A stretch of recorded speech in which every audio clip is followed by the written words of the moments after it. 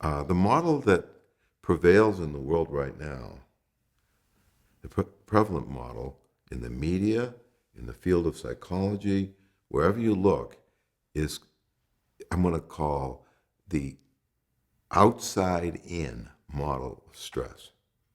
The outside in model of stress. And within this model, stress is like particles in the air. And it's kind of like the germ idea. So you've got these particles in the air, and in some places, the particles are very dense, and that would be a stressful area.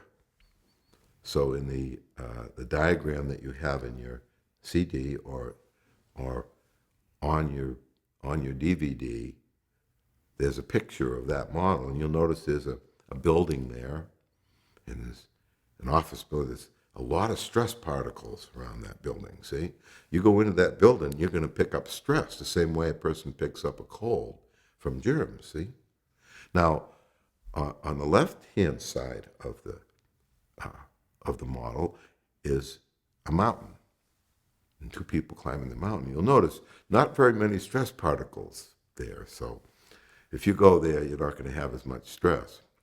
And then in the middle of the diagram, you'll notice there's a person there, and they've got enormous stress around them, stress particles around them. You get near them, you're going to get stressed out. This is the model. It's like you catch stress from these events and circumstances. You see? So you and I are just living our lives, and we get near this stress, and all of a sudden we're stressed out. That's the model. Okay? And given this model, there's two solutions. And this is what the world would say is the answers to stress. Solution number one is stay away from stress particles. Don't work in an office building. Be a carpenter, somewhere where you can work away from stress. And a lot of people have designed their lives so that they don't, so that their level of involvement in life isn't what they ideally like it to be, but it's a trade-off that they have less stress. So some people limit their involvement because they don't want to get around these stress particles. The other solution, given this model, is stress management. So you take as a given, well, I'm working in this building, I'm going to have a certain amount of stress, or I'm involved with this person, I'm going to have a certain amount of stress. So I'm going to release that stress. I'll pick it up during the day, and then I'll release it at night. I'll meditate, I'll exercise, I'll go to a therapist, I'll sing. Singing releases a lot of stress for me. They have all their activities that eliminate the stress after the fact. Now, believe me, I'm not against any of that. I think meditation's a wonderful thing. Yoga's a wonderful thing. Exercise is wonderful. Singing is wonderful. So I'm not saying you shouldn't do that. I'm just saying that stress elimination, if you step back from it, doesn't make sense. It's like putting a bucket under a leaky roof.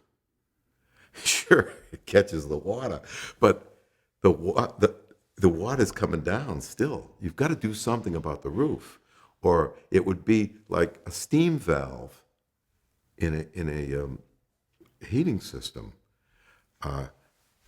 You've got to get at the furnace in order to really accomplish something.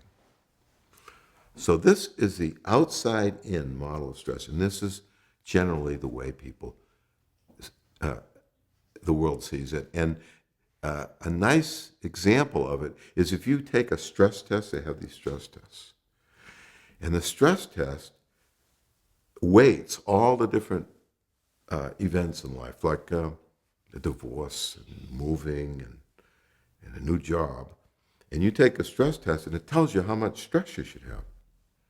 It doesn't evaluate you, it evaluates the events and circumstances in your life. And if you have more stress than that, the doctor says, well, you got too much stress. And if you have less stress, the doctor might say, hey, wake up and smell the coffee. You know? You're living in denial. So that's a perfect example of how the world sees it, that they would rate events and circumstances in terms of how much stress there is, or in my diagram, how many particles are there around that event. I'm going to talk about the inside-out model of stress, which I'm suggesting is a true understanding of what stress is, where it comes from, and how people can lower or eliminate the stress in their life. Okay, so this is the model that I'm saying is really a helpful model and an accurate model and a truthful model. And you'll notice in the diagram that came with your CD, or if you have a DVD, you'll notice on the screen that you have the exact same features as you had on the other model. You have your building, and you have your two people in the middle, and you have your mountain on the left with the two people climbing the mountain. But what you'll notice is dramatically different is the stress particles are in the thought bubbles of the individuals. There's absolutely no stress particles in the air, near the building. All the stress is inside the thoughts and the minds of the people in the picture. See, so rather than the idea that you catch stress from events and circumstances, I'm suggesting, in no uncertain terms, that unbeknownst to us and innocently, you and I are generating the stress. It's being manufactured inside our minds via thought. You see? And this is, so here,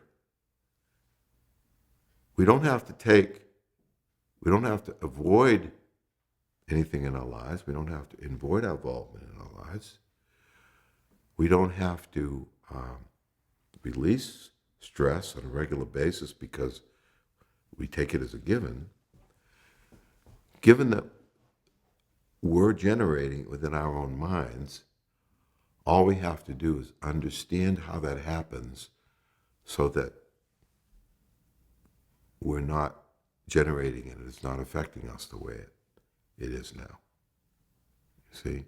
So that's the essence of this model, is that for people in the inside-out model of stress, people have to look inside where it's generated and get an understanding of how that's happening. And once they understand how that's happening, their level of stress will go down. They'll have a learning curve. See, in the first model, there's no learning curve because it's too late already. The stress particles are out there. I mean, what are you going to learn? You're going to learn how to avoid them or how to release them, but you can't affect the amount of stress in that first diagram. Here, you can have a learning curve regarding your tendency to take on stress, your tendency to generate stress within your own mind via your own thinking. You see? So it's a very hopeful model, and it's very empowering. It's very scary for human beings to feel like their emotional well-being is at the hands of events and circumstances beyond their control. That is not a nice picture. That is not a nice thing for human beings to face. Okay? It is nice for human beings to say, wait a minute, I have everything to do with the feelings of stress, the tension that I'm experiencing. I have everything to do with that. And I can have a learning curve and I can understand things that will significantly affect how much stress I end up with. You know how I said earlier that that there's an understanding about stress that has the potential to significantly reduce the stress in the world. And that understanding is kind of encapsulated in that model. But I'd like to talk about the understanding itself. In other words, what do we understand about stress? What do we know about what the source of stress is? What do we know about what protects people from having a lot of stress in their life? What capabilities do we have as human beings to have very low stress lives? I'm going to talk about that now, and I'm going to make a very odd statement to start out with, and that is that stress does not really exist. It just appears to exist. So when we experience stress, all it is our thinking creating a feeling of tension.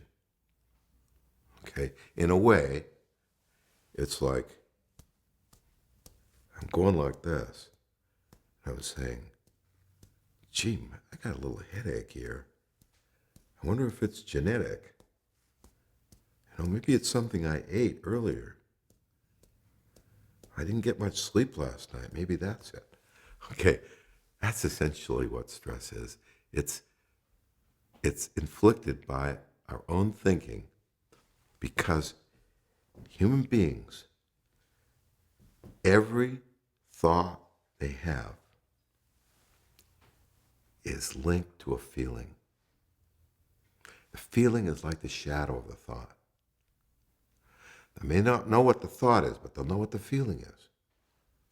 If you feel sad, you're going to have a sad thought. It's impossible for human beings to have a happy thought and a sad feeling. And human beings think all day and all night, every day of their lives, from the moment they're born. We are thinking creatures, and every thought carries a feeling.